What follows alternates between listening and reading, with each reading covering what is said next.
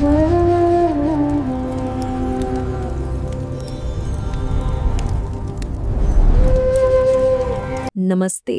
एक सवाल है जो हम सबके मन में कभी ना कभी उठता है कि ये जो दुनिया हमें अपनी आंखों से दिखाई देती है, क्या यही इसकी पूरी सच्चाई है? या फिर हर चीज, हर रूप के पीछे कोई गहरा, अनदेखा सच भी छिपा हुआ है? चलिए आज इसी रहस्य से पर्दा उठाने की कोशिश करते हैं। ये जो शब्द हैं, ये ऋषि अष्टावक्र के हैं और यही हमारी आज की पूरी बातचीत का आधार बनने वाले हैं। वो हमें एक बहुत गहरी बात देखने के लिए कह रहे हैं। वो कह रहे हैं कि ये जो पूरी सृष्टि है, ये जो पूरा संसार है, वो अपने स्रोत से, अपने सोर्स से अलग है ही नहीं। तो चलिए अपनी यात्रा शुरू करते हैं। शुरू करते हैं उस दुनिया से जिसे हम सब जानते हैं। वो दुनिया जिसे हमारी आंखें देखती हैं, हमारे हाथ छूते हैं। एक ऐसी दुनिया जो अनगिनत अलग-अलग शक्लों और रूपों से भरी हुई है। जब हम अपनी आंखें खोलते हैं तो हमें क्या दिखता है? हमें दूर आसमान में तारे दिखते हैं, ग्रह दिखते हैं, हमारे आसपास रखी कुर्सी, मेज, पेड़, पौधे और दूसरे इंसान। ये सब हमें अलग-अलग लगते हैं ना?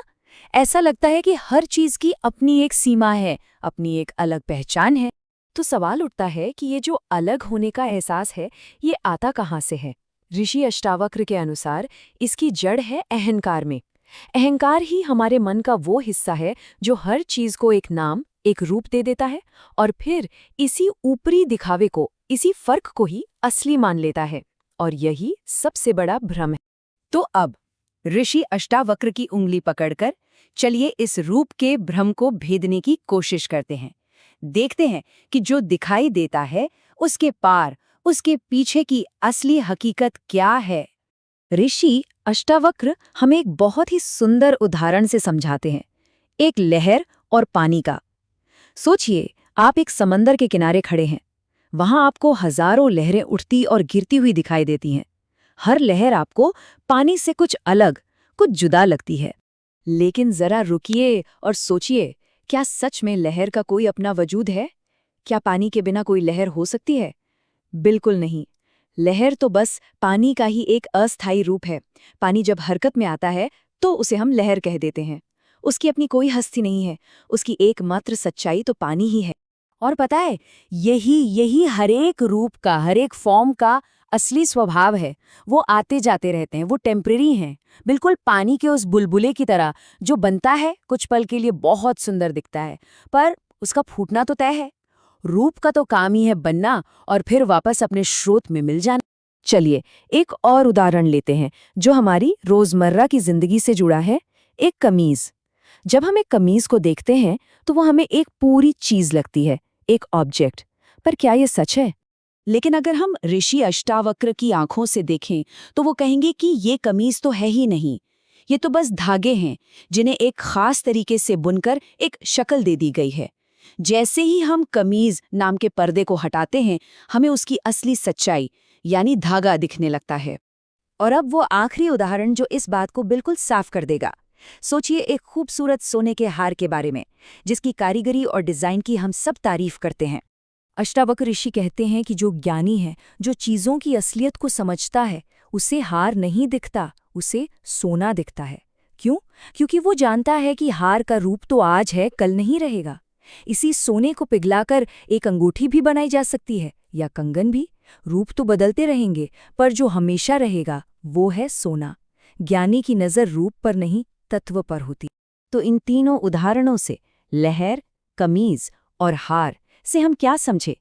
हम ये समझे कि सच्चाई किसी चीज के नाम या उसकी शक्ल में नहीं होती, बल्कि उस चीज में होती है जिससे वो बनी है। जब तक हम सिर्फ बाहरी रूप रंग में अटके रहेंगे, हम कभी भी हकीकत की गहराई को छू नहीं पाएंगे।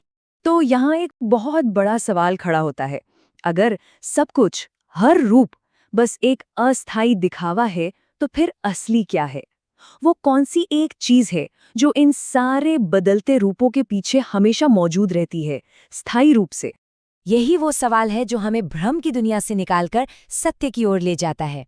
इन सभी अलग अलग दिखने वाली चीजों के पीछे वो एक सार, वो एक एसेंस क्या है?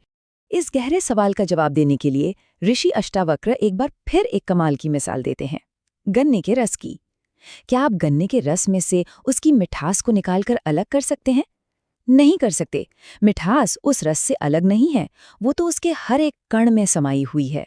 ठीक इसी तरह एक परम सार है जो इस पूरी सृष्टि में रचा बसा है। यहाँ एक बात गांठ बांधने वाली है। ये जो सार है, ये सोना, पानी या धागे जैसी कोई फिजिकल चीज नहीं है। नहीं, ये वो एक सिद्धांत है, वो मौलिक, कभी न बदलने वाली एकता है जो हर बदलते रूप के पीछे हमेशा एक सी रहती है। और अब हम अपनी इस यात्रा के सबसे गहरे, सबसे आखिरी पड़ाव पर आ गए हैं, ये जानने के लिए कि ये जो सार्वभौमिक सार है, ये जो कभी न बदलने वाली हकीकत है, वो असल में है क्या। और यहाँ ऋषि अष्टावक्र उस परम सत्य से पर्दा उठाते हैं। वो कहते हैं, ये सार और कुछ नहीं बल्कि मैं हूं का सिद्धांत है। The principle of I am, ये होने का एहसास है, वो शुद्ध चेतना है जिसके होने की वजह से ही बाकी सब कुछ है। और एक मिनट, जब हम यहाँ आत्मा कहते हैं तो इसका मतलब मेरे या आपके शरीर या मन से नहीं है। नहीं, ये वो परम चेतना है, वो यूनिवर्सल कॉन्शियसनेस है जिसे ब्रह्म कहा गया है। ये वो एक स्रोत है जिससे सब कुछ पैदा होता है, और फिर भी यह अपनी बनाई हुई किसी भी चीज से अलग नहीं है। ठीक वैसे ही जैसे पानी लहर से अलग नहीं होता। और जब इस एक होने का, इस वननेस का एहसास होता है ना, तो सारे फर्क, सारी दूरियां मिट जाती हैं।